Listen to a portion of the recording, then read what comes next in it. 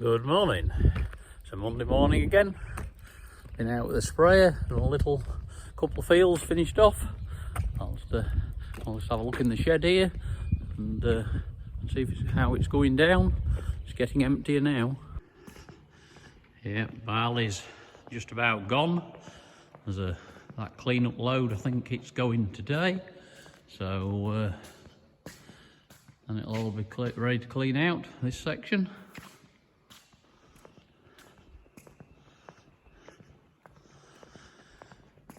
The wheat's going down steady. One or two more load to go today. Keep nibbling at it.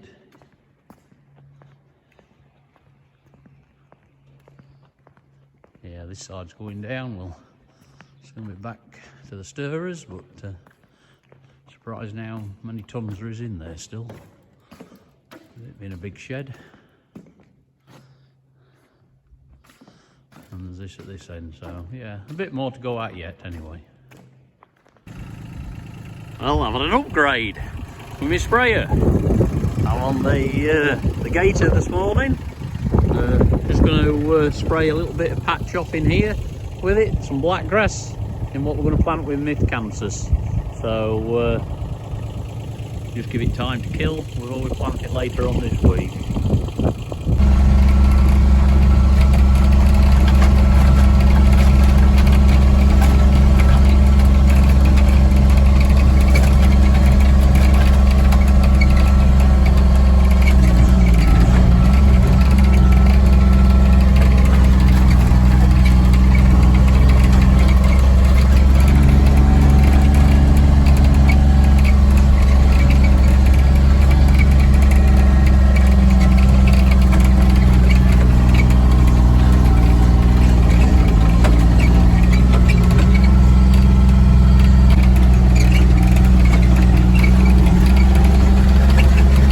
Bit of black grass here.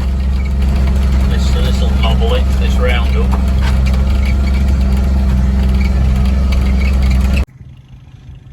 This Mythcanthus, it was planted last year, and it's had we haven't taken a cut off it in the first year because there's not enough mass.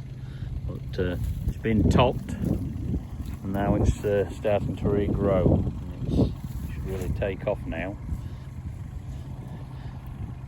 Not the best of fields this, that's why it's gone in with the Mythcanthus. But early on, when we wanted to spray it all off with Roundup before the Mythcanthus greened up, it was too wet to travel, hence that's why there's a lot of weeds growing in the bottom. But they've been sprayed to take them out, but of course will not take the dreaded blackgrass out. Put another week and these will shoot up. Hopefully they'll spread right. The Mythcanthus is a rhizome based plant, and it'll spread its roots out as a large root area, so it should make a mat for travelling on when it's wetter. That's the theory anyway, so we'll have to see what happens next year when we take the first cut off it. See if the forager can travel to cut it, and then the balers, of course.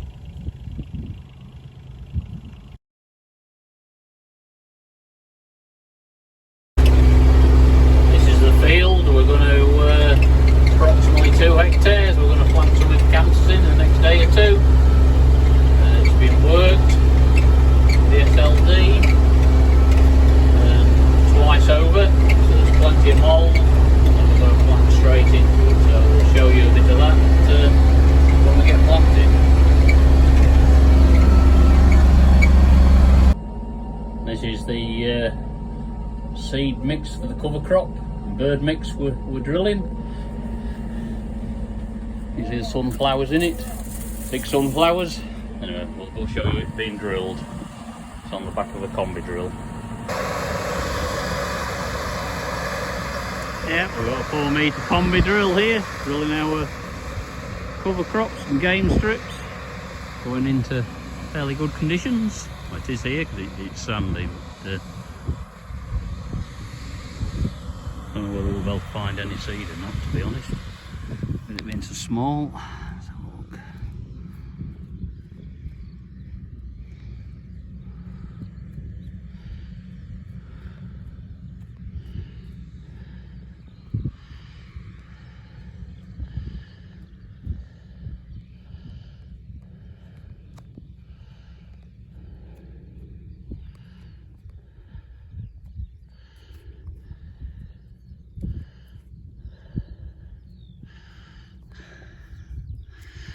No, it's there, I can assure you.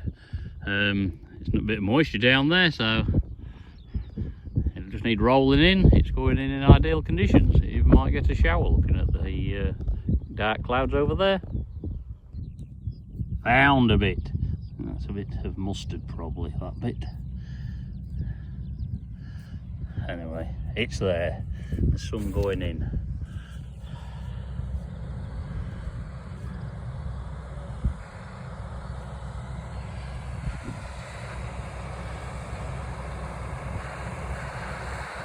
Here we have a Fendt 828 with Vario grip on the combi drill.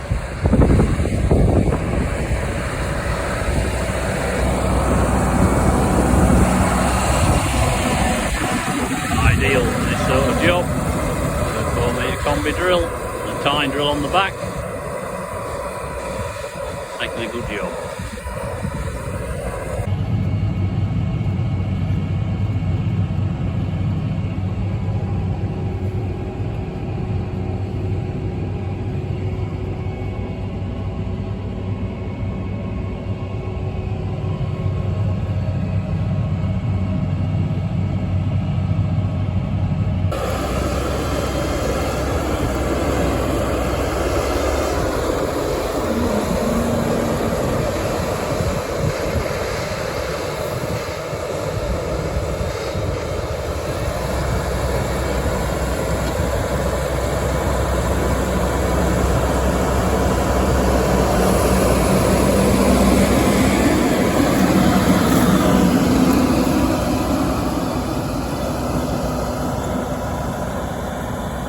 Another one,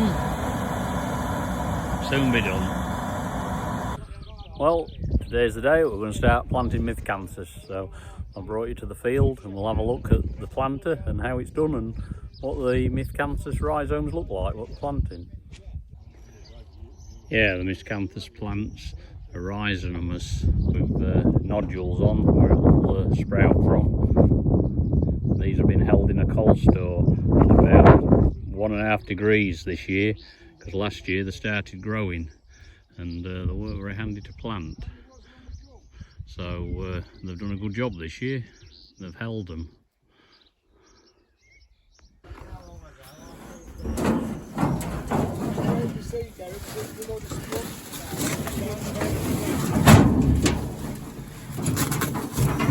That's the Miscanthus. They'll plant it in the fill the hopper up and then we'll plant each one individually in the ground, as you'll see. Plenty of moisture, just right. Just like planting potatoes, this. It plants 4 rows at a time, and as you'll see, they've got to feed the rhizomes individually into a rotating cup system, which drops it down a hole, which in turn drops it into the furrow, open furrow, and then discs cover it. The field to get it ready for Miscanthus has been cultivated. It's had 2 passes with an SLD and it's made a damn good job really at depth. It's not particularly heavy soil. Other years we ploughed it on some real heavy soil, but and then we had to beat it into submission, but yeah, this is better I think.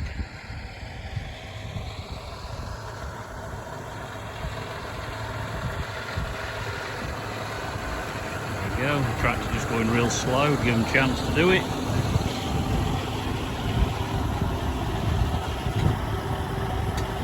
And the furrow opens the furrows.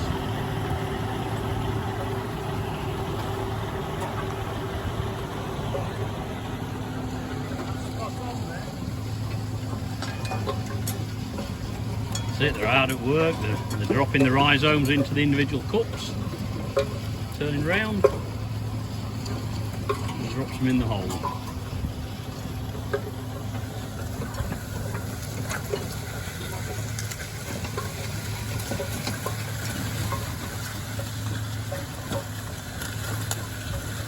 Just like planting potatoes.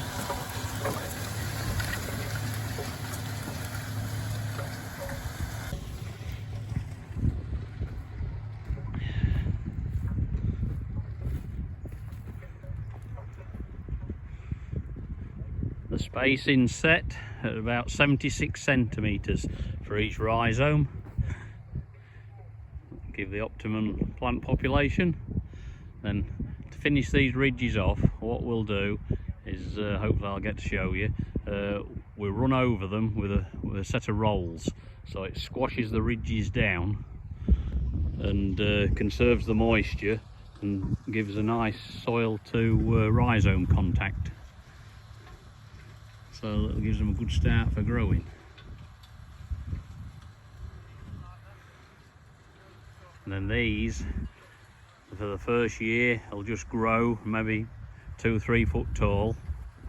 Then after that, they'll be topped to the first year because there's not enough biomass on them to make it worth chopping. So usually they're left and chopped down, and then they'll regrow. And then the second year is when you start harvesting them, and then yields go up from year 2 until they get to maximum yield. I don't know if that's in about year 3 or 4, but and then it's off for biofuel to the power stations. It's chopped, left to dry in February, early March, and then baled into big bales, and then carted away to the power stations. So it's all sustainable agriculture, this. Right, we're just going to get the fent, and we're have to roll the miscanthus in. It's quite important, we found, to seal the moisture in once it's been planted, even though there isn't a lot been planted. We're going to get caught up, so we'll get off and we'll get down to the fields. Right, we're approaching the field. A bit more about the Vario grip. We're going to let the tyres down now, so it takes a while for them to deflate. So we'll select the shortcut for tyre pressures, that one. There we go. At the minute, the actual ones on the road, we're at 1.1 bar at the front, 1.2 at the rears. So we're going to lower them to 1.6 field mode. So really simple to do. All we need to do is press, that's in road mode now. Now we've gone to field mode. So now it's just thinking about itself, what we need to do, and then it will start deflating them. Yep, the arrows are dictating, the tyre pressures are dropping. So anyway, I'll drive a bit further onto the field, and then we'll have a look how we're getting on when we get a bit nearer to it.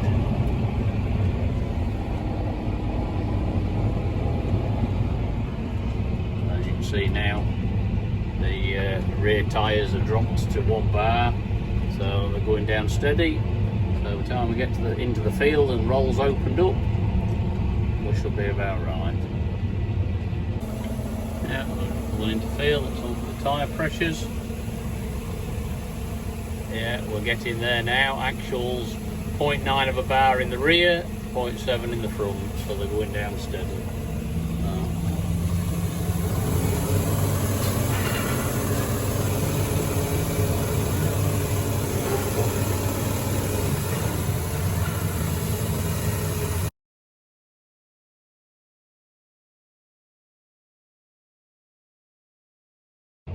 Yep, tyres are down at 6 bar now, 0.6 of a bar, so we're good to go.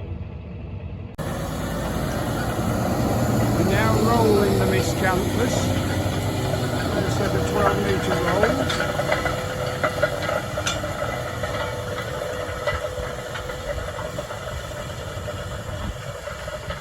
It's making a really good job.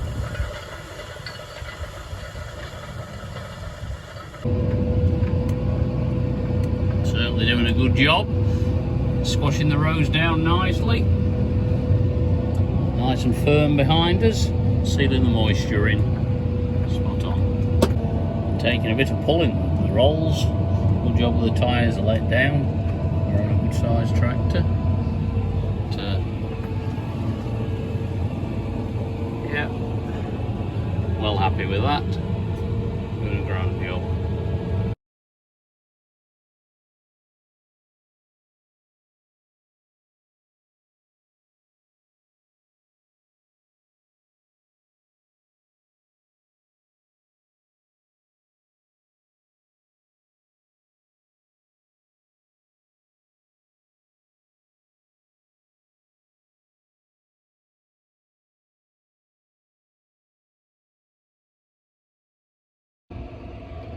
Right, we've caught up now to the planter, so we'll re-inflate the tyres and pack the rolls up and we're off. Give it a minute to think about it, a few seconds, and it'll pump the tyres back up. Re-inflating, there we go, they're off.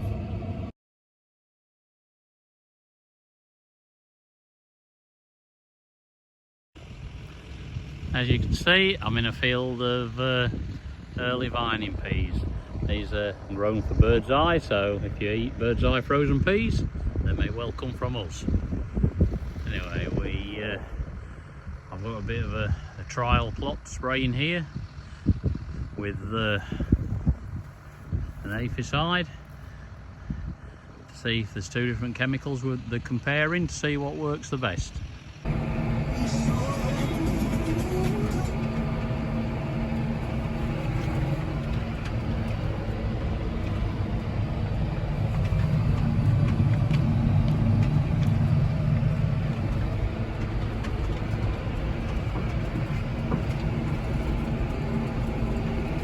Well, that's it for this video, a video diary on the farm. So I hope you have enjoyed what I've done this week, and hope to see you again next week. So thank you very much for watching. Anyway, if you do like it, please like, share and subscribe, and we'll see you next time.